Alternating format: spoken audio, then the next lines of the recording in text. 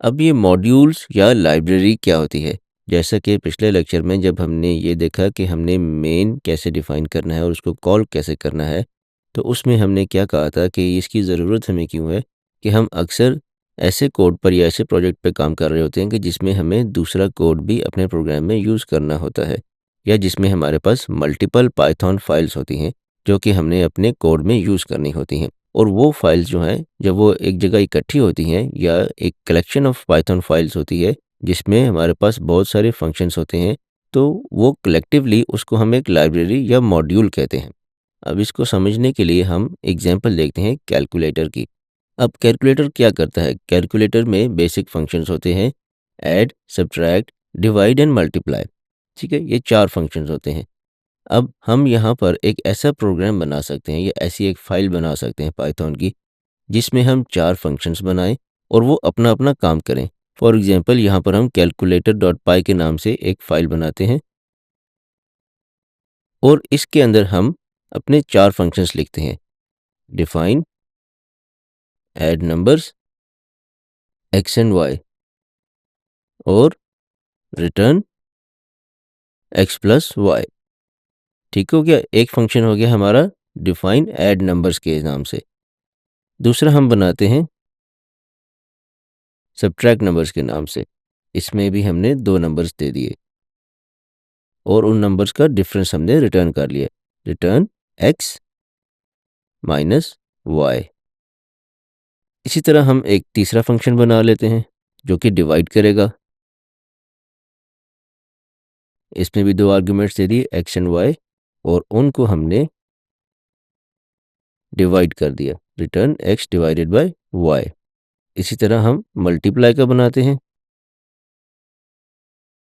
और इसमें हमने इन दोनों नंबर्स का प्रोडक्ट रिटर्न कर लिया एक्स टाइम्स वाई। अब यहाँ पर हमने एसेंशियली किया क्या है कि हमने एक मॉड्यूल बना लिया है कैलकुलेटर के नाम से। इस मॉड्यूल में 4 फंक्शंस हैं हमारे पास। एक फंक्शन ऐड करता है नंबर्स को, दूसरा सब्ट्रैक्ट करता है, तीसरा डिवाइड करता है और चौथा मल्टीप्लाई करता है।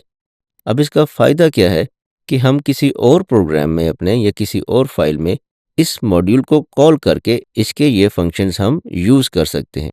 फॉर एग्ज़ाम्पल हमने यहाँ पर अपनी इस मॉड्यूल्स वाली फ़ाइल के अंदर कैलकुलेटर इम्प्लीमेंट करना है या उसको हमने यूज़ करना है।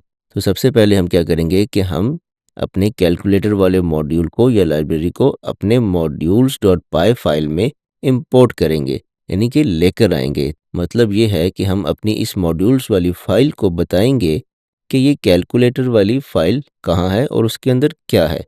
तो उसके लिए हम कीवर्ड यूज़ करते हैं इंपोर्ट का।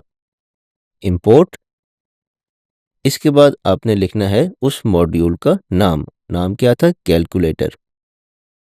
ये देखें आपके पास कैलकुलेटर आ गया, कैलकुलेटर। अब ये स्टेटमेंट लिखने से क्या हुआ है कि कैलकुलेटर के अंदर जो कुछ भी है वो आप यहाँ पर यूज़ कर सकते हैं अपनी इस मॉड्यूल्स वाली फ़ाइल में। अब लेट्स सपोज़ हम यहाँ पर यूज़ करते हैं ये ऐड वाला फंक्शन कि हम 2 नंबर्स ऐड करते हैं। पहले हम यहाँ पे यूज़र से इनपुट लेते हैं। For example num1 equals int और इसी तरह हम देते हैं num2। ठीक है, 2 नंबर्स हमने ले लिए num1 एंड num2। अब हम यहाँ पर अपना जो कैलकुलेटर का मॉड्यूल जो हमने इंपोर्ट किया है उसको हम यहाँ पर यूज़ कर सकते हैं। कैसे? कैलकुलेटर। अब इसके अंदर 4 फंक्शंस थे, तो कोई भी फंक्शन उसके अंदर एक्सेस करने के लिए हमारे पास सिंटैक्स क्या है? पहले उस मॉड्यूल का नाम कैलकुलेटर, देन एक डॉट और डॉट के बाद आपने उस फंक्शन का नाम लिखना है जो कि आपने कॉल करना है।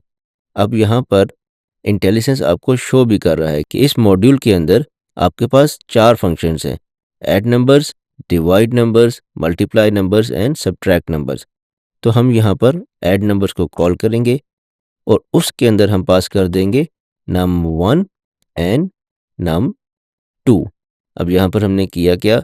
हमने सबसे पहले कैलकुलेटर वाले मॉड्यूल को इंपोर्ट किया अपने मॉड्यूल्स वाली फ़ाइल में, फिर हमने यूज़र से 2 नंबर इनपुट ले लिए एंड देन हमने कैलकुलेटर वाले मॉड्यूल्स में से ऐड नंबर्स का फंक्शन कॉल किया और उसको हमने ये दोनों नंबर्स जो हमने यूज़र से इनपुट लिए थे वो पास कर दिए।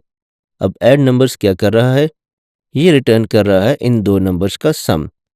तो यहाँ पर आपके पास आ जाना चाहिए num1 और num2 का सम। तो उसको हम प्रिंट करके देख लेते हैं। प्रिंट दिस, इसको हम रन करके देखते हैं। फर्स्ट नंबर लेट्स सपोज हम कहते हैं is 10 and second number is 20। तो हमारे पास आना चाहिए 30 और आपके पास आ गया 30। तो इस तरह हम एक मॉड्यूल बना सकते हैं। अब इसका फ़ायदा आपको ये भी है कि आपको इस मॉड्यूल को यानी कि इस कैलकुलेटर वाली फ़ाइल को कहीं भी यूज़ करना है और कभी भी यूज़ करना है, आपको बार-बार ये फ़ंक्शनैलिटी लिखने की ज़रूरत नहीं है। यहाँ पर तो ये छोटा-छोटा सा काम कर रहे हैं ना ये फ़ंक्शंस, लेकिन जब आप एक्चुअली प्रोग्राम करेंगे और बड़े-बड़े प्रोग्राम्स लिखेंगे तो आप वो बड़े-बड़े प्रोग्राम्स या वो फ़ंक्शनैलिटी बार-बार नहीं लिखते। आप एक दफ़ा उसको लिख के एक मॉड्यूल बना देते हैं और फिर जब भी आपको वो काम करवाना होता है, आप सिंपली उस मॉड्यूल को अपने प्रोग्राम में इंपोर्ट कर लेते हैं इस तरह और उसको यूज़ कर लेते हैं। जैसा कि हमने यहाँ पर किया। यहाँ पर हमने क्या किया? हमने इस पूरे के पूरे मॉड्यूल को इंपोर्ट कर लिया। अब समटाइम्स ये भी होता है कि आपको पूरा का पूरा मॉड्यूल इंपोर्ट करने की ज़रूरत नहीं होती और आपको उसमें से सिर्फ कोई स्पेसिफिक फंक्शन या फंक्शंस इंपोर्ट करने होते हैं। फॉर एग्जांपल हम चाहते हैं कि हम सिर्फ ये ऐड नंबर्स का फंक्शन जो है ये इंपोर्ट करें अपने मॉड्यूल्स वाले प्रोग्राम में, बजाय इसके कि हम ये सारा का सारा इंपोर्ट करें। तो उसके लिए हम फिर क्या करते हैं कि हम इंपोर्ट कैलकुलेटर नहीं लिखते। बेसिकली इन सिंपल वर्ड्स हमने इस प्रोग्राम में बताना क्या है कि हमें इंपोर्ट करना है कैलकुलेटर से ऐड नंबर्स, यानी कि from calculator we have to import add numbers function. तो उसको हम लिखेंगे कैसे? फ्रॉम कैलकुलेटर, कि कैलकुलेटर से क्या इंपोर्ट करें? Import add numbers. और फिर जब हमने इस फंक्शन को यूज़ करना है तो हम यहाँ पर कैलकुलेटर डॉट ऐड नंबर्स नहीं लिखेंगे, सिर्फ ऐड नंबर्स लिख देंगे। Add numbers num1 and num2। जब हम इस प्रोग्राम को रन करेंगे और लेट्स सपोज हम इसको वही नंबर्स देते हैं 10 एंड 20, तो हमारे पास वही चीज़ आएगी। लेकिन इसमें हमें फ़ायदा क्या हुआ है कि हमने सिर्फ वही चीज़ कैलकुलेटर से इंपोर्ट की है जिसकी हमें यहाँ पर ज़रूरत है। अगर आप समझें कि आपको पूरे के पूरे मॉड्यूल की ज़रूरत है तो फिर आप पिछली वाली अप्रोच यूज़ करेंगे कि आप इंपोर्ट कैलकुलेटर लिखेंगे कि आप पूरा का पूरा मॉड्यूल इंपोर्ट करेंगे। लेकिन अगर कोई स्पेसिफिक फंक्शन चाहिए तो हम इस तरह इंपोर्ट करेंगे।